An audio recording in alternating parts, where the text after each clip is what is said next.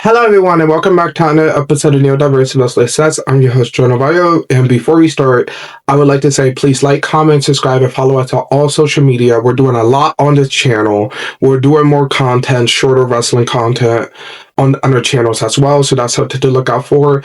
And let's get to Evolve, because a lot of things happened and it was a pretty good show. So now let's get on with the show.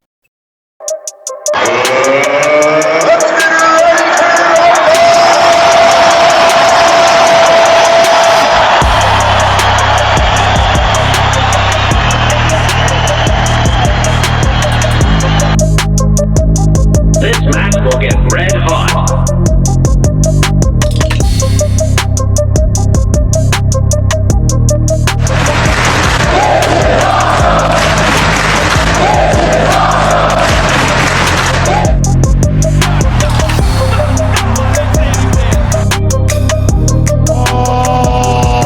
Shucky ducky, quack, quack.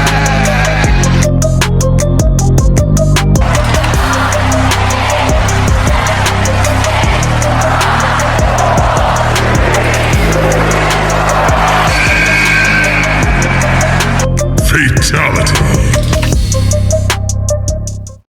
So this is what happened on Evolve. So we had Kam Hendrick and his boys talking about how he's going to deal with Vanity Project and he's going to say what he's going to do at the end of the show. So we have to wait to the end to see what he does. Then we have Vanity Project walking into the building, and then, you know, the ID program people are not happy about it. So Eric Rowan, Elliot Knight, and then Cappuccino Jones. So that leads into a 6-man tag for the main event. And then we got a killer match. So for the opening match, we had a women's three-way for the Evolve Women's Championship with Kendall Grey, PJ Vasa versus Kelly Armstrong in a killer match. Kendall and Kelly needed to work together to take down PJ Vasa to put the monster to sleep. It was really good. They did a couple drop kicks, some good spear tackles to take down PJ. And then they went back and forth for chain wrestling, but then PJ Vasa came out of nowhere like a monster, spearing and chokeslamming both women, hitting powerful Samoan drops. But then out of nowhere, Kendall Grey was able to take her down and put a vicious leg lock. That was really cool. Like, I like the whole thing of Kendall Grey beating down the beast and PJ Vasa. And then out of nowhere, Kelly Armstrong jumped out of the air, hitting a frog splash on the finger forelock that Kendall Grey did. All women are knocked down. They all brawl. And at the end, Kendall Grey was able to hit a Shades of Grey on Kelly Armstrong after Kelly Armstrong took out PJ Vasa with a shoulder tackle. Really good match.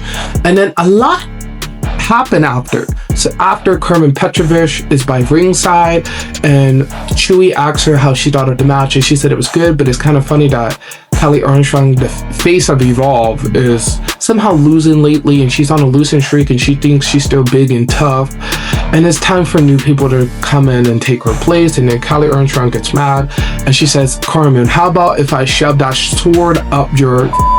Then both of them get into a little fight and they needed to break it up. And next week it would be Carmen Petrovich versus Kelly Armstrong. So I think that feud is beginning to cook. And then we see Trill London. He talks about being a former NFL player, and he is going to use that skill in the ring, and he's also a high flyer, and he cannot wait. He says his inspirations were Jeff Hardy and Rey Mysterio, so we have to wait to see what Trill London does. He kind of had a couple matches in Evolve, but now getting this package, like this promo, I think they're going to use him more, so let's see what he does. And then we had one of my favorite matches of the night. We had Thatcher versus Charlie Dempsey in an old school wrestling style matchup. And boy, was it good. Both men chopping, punching, the locks that they did, like that leg lock thing that Charlie Dempsey did, like reverse finger 4 leg lock into a headlock, and then Thatcher hitting that leg lock into like a cobra surfboard. Like, it was some holds and moves that I just couldn't believe these men were doing. Crossface combine, like a big brawl on the outside, but near the end, due to all the submission holds and the great back and forth, Thatcher was the first one to give up. Like, his legs gave out, letting Charlie Dempsey hit a German suplex and then an armbar to finish the job. Really good match. I like this type of matchup. It was like who can endurance more tolerance of the pain and who can go longer in the ring. It was really like wrestling IQ, like who can outsmart who to weaken them, make them tired first. So Shirley Dempsey was able to weaken Thatcher for the win. It was really good. And then we get a promo from Harlem Lewis, and he talks about how he's back better than ever, and he's getting that Man Evolve championship no matter what. And I cannot wait for that, because Harlem Lewis was one of my favorites when Evolve first debuted. He is a top contender for the title. Please push him to the moon at this point. And then we get the 6-man tag match versus Vanity Project, Eli Knight, Aaron Rourke, and Cappuccino Jones. Eric and Ricky went back and forth for Orange Drags to start out the match. Rowan out of nowhere just went flipping, and then he tags in Cappuccino, so Cappuccino and Bradley starts doing like cartwheels and flips. And then at the end, Eli Knight and Jackson Drake had a pretty good brawl back and forth. Jackson Drake hits a suplex, almost taking him out, but then a big brawl happens, and Vanity Project does what Vanity Project does best, the numbers game. So they outsmart everyone and steal the win. But then after, Kam Hendrick comes out with his boys, and he says, well, because he won the gauntlet match, in 2 weeks he can book the show. I guess that was a stipulation. They never told us that. But next week, Jackson Drake will need to face his boys in a gauntlet match. And if he can survive the gauntlet match, then he will need to face Kam Hendricks for the Evolve title, if it's even a Jackson Drake left. Jackson Drake looks pissed the hell off. Vanity Project looks scared. And I think this is the end of Vanity Project in Evolve. I think this is how they're going to move them to NXT, aka pretty much they're going to demolish them, send them to NXT. I think that's the way they're going to do it.